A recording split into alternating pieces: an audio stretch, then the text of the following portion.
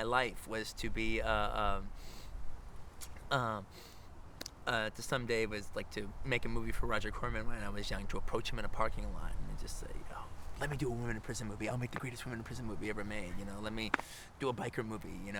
To edit trailers for Roger Corman would have been like an honor beyond all honors." And I'd heard a French critic describe.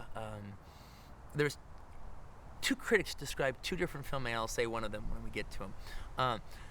Two critics had once described the aesthetic of two different filmmakers, and when I heard their version of the aesthetic, I was like, that's what I want to do. My father was an engineer, and I went to college, to Stanford, as an engineering major, feeling that I would follow in his footsteps.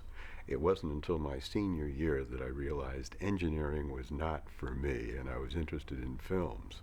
But I could start over and take another major and spend an extra year in college, or I could just graduate. I felt, I just want to get out of here, I will graduate.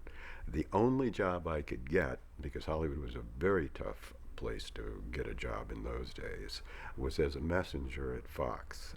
Started as a messenger, worked my way up to a story analyst, and then really just wanted to go to Europe, and I'd had some time on the GI Bill, so I went to Oxford on the GI Bill, traveled around Europe, came back, got a job as a literary agent, and wrote and sold my own script.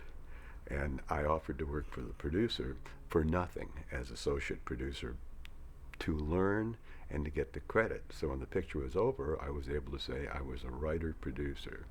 I raised $12,000, partially from my sale of the script and partially from guys I'd gone to school with, and made Monster from the Ocean Floor for $12,000 plus a little money in deferments, and I never looked back.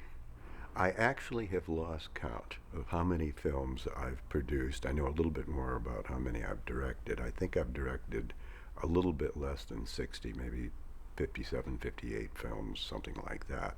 As to how many films I've produced, I don't even know myself, because sometimes I've done co-productions overseas, and whether I should count those or not.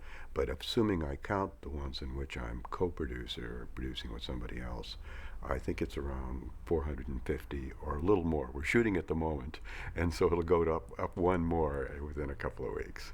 These days I'm known mostly as a producer, but when I was primarily a director, which was the late 50s and through the 60s up until around 1970 or so, I was considered okay, particularly in Europe. The French New Wave critics, and some of them became directors, picked up on my work before the critics in the United States.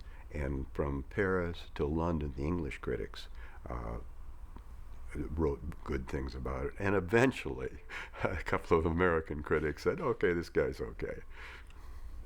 If I were talking to a young filmmaker who had started and was interested in how his career was going to progress, how he would guide his career, I would say the number one rule is to do your best on every project.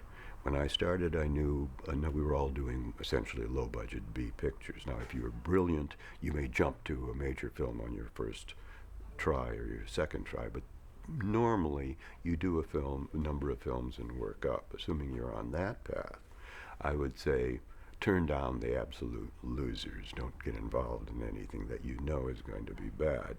But if it has any chance, do the film and do it the best you can.